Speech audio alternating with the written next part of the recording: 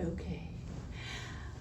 Welcome, beautiful souls, to Enchanted Moments podcast. I'm Monica, I'm Spencer. and today we're going to chat about auras. We have a lady coming tomorrow to the shop.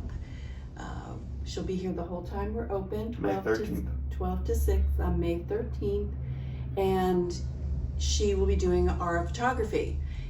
If you've never had it done, it's interesting. Your aura is not something you're born with and keep forever. It's changes all the time, but it's interesting to see at any given time where we are. So if you have time and you want to come by tomorrow, May 13th, and have a photography to take your aura photo, we will be here. But I want to talk a little bit about what auras are. Okay. First of all, anybody can read auras. It takes practice. That is really like everything else, like meditation, like anything else, you have to practice. The best way to practice reading auras is to have somebody stand about 12 inches from a clean wall. So a wall with nothing on it.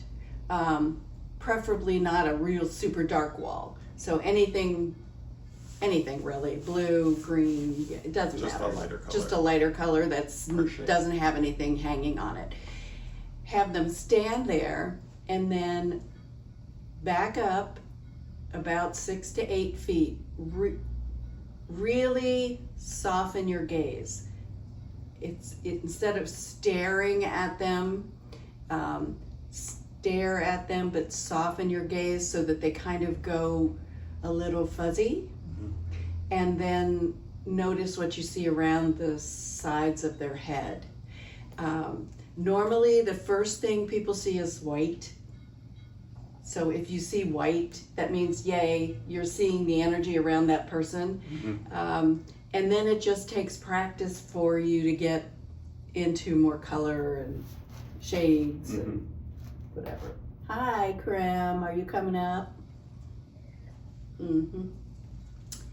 Anyway, medical intuitives use auras.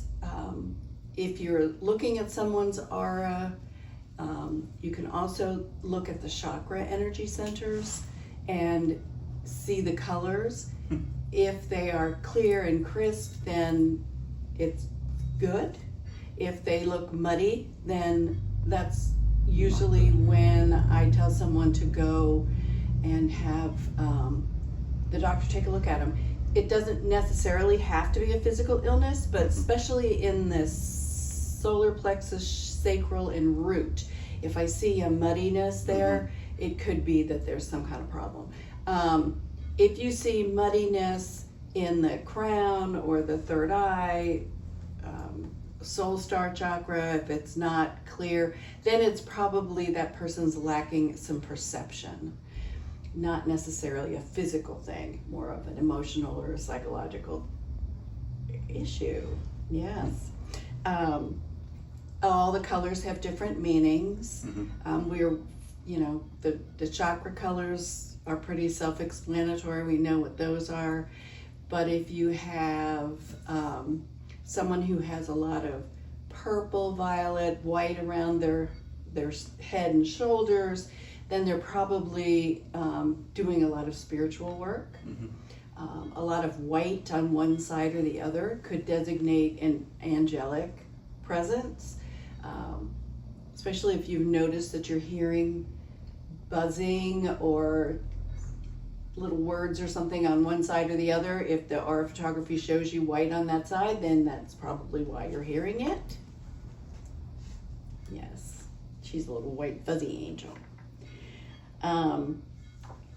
Auras do not change drastically 1 minute to the next. So if you would take a picture tomorrow at noon and take a picture at 1, it's going to be relatively the same.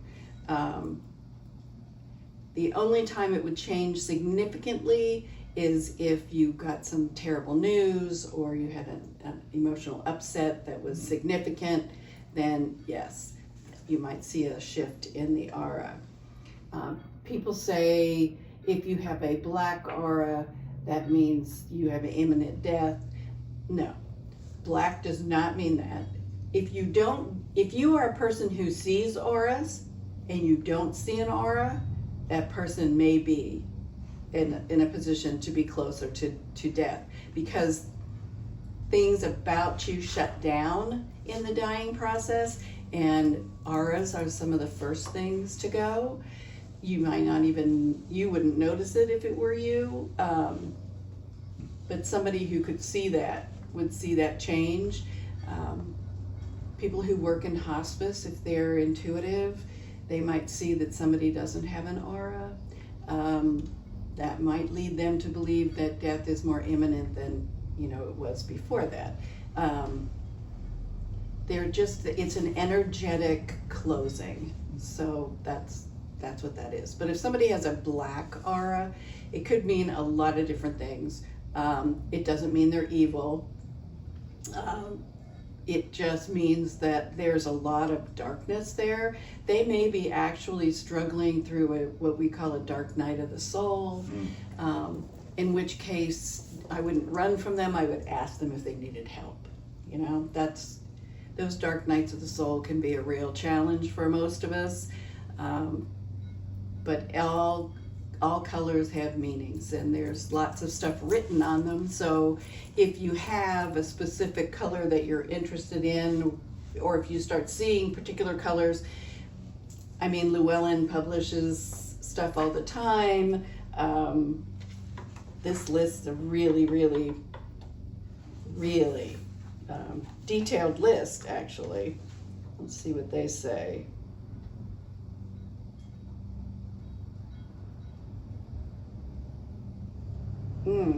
Yeah, they're saying that person is not a criminal if it's black. It could be a long-term unforgiveness towards self.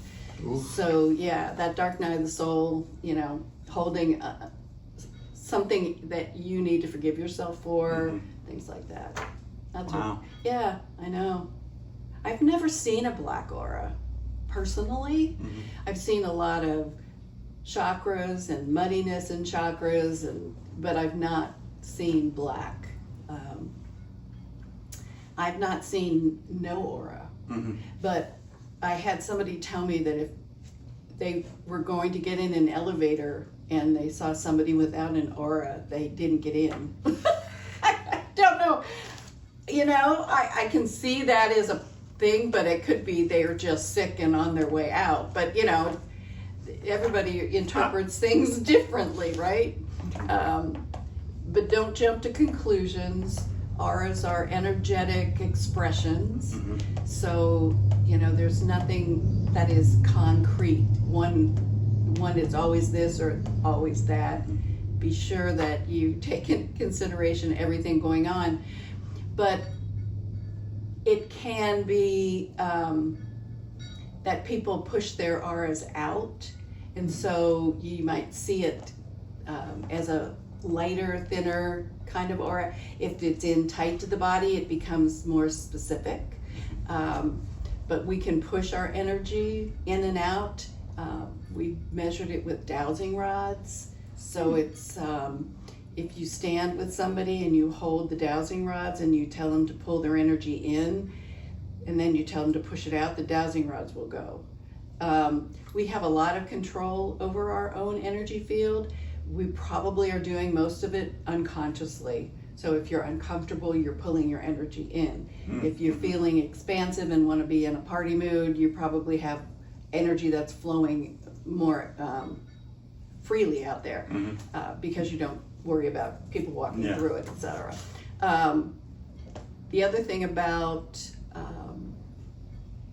energy is we've talked about the heart center having nerves, bundles of neurons, so that making a decision with the heart is the best place to go. It also creates an energetic field, and if you look at the heart, it goes out the back and up and around and up and around. So it's like a big sort of donut of energy around you. They have measured that field up to 6 to 8 feet away from the body, so that it probably is farther. They just can't, they don't have tools to measure it any better than that, right?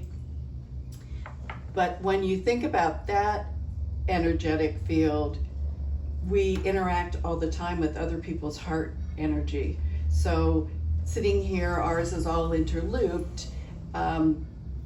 When you run into people externally, it creates its own unified field of energy, basically. So we're all connected through that heart center energy.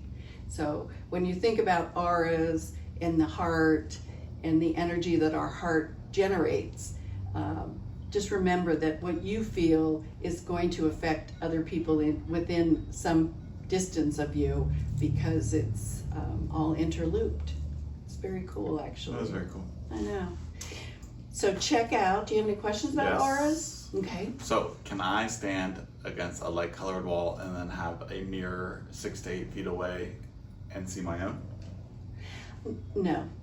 And the only reason I say that is because mirrors bend light, Oh, yeah. and Okay. photons are different. So I would say the only way to really get it is to see it directly. Now other people may have other ideas about that, and if you're doing it all the time and you've got it down, it might not be a problem. But initially, I think To train, it's not gonna. To train, it's not gonna work. No, in I would not practice. do it to Okay. train. Just get somebody that'll stand by a wall for you. I mean, it's like, you're not asking them to do anything too energetic. Yeah. Could you just stand there? I mean, we've done it in classes a lot where everybody stands and sees what you can get, but it does take practice. Animals have auras, so if you can get your animal to sit still long enough, you could practice on them. Yeah, we could, but you never know with these guys, Yeah. if they will or not. But yeah, that was But yes, they work just as well. Anything else? No, the mirror question was really good. I think the photons of light that you're trying to get a grip on are being bent. So I wouldn't, makes sense. I just wouldn't try that right away. Maybe long term it would work for you if you were really getting good at it, and then look at yourself in the mirror and see what you get. But I don't think I'd start that way. Okay. So if you're interested in auras, lots of written material, just about anywhere on the internet you can find it, and for the most part it's not something that you have to worry about. Getting the correct information or not correct information, because everybody has an opinion on it. Some people think some colors are more meaningful in some ways than others. You just have to see what intuitively feels right for you. So that's just give it the old intuitive, reasonable test. And if you'd like a photograph and see what's going on with you right now, stop in May 13th between 12 and 6, and we will make sure you get one. And she comes about once a year. Last year she had something come up and had to cancel, but Yeah, it's fun. Yes. And we want to try to get the cats this time. I know. We'll see what they come out with. I know. But we thought it would be excellent to know what our little kitty's auras are. I think hers is pretty pink. yeah. But we'll If there's see. an evil aura, we'll know because it'll be Tank. Oh, Just kidding, sort of. I know. Well, we appreciate you, and hopefully we will see you tomorrow.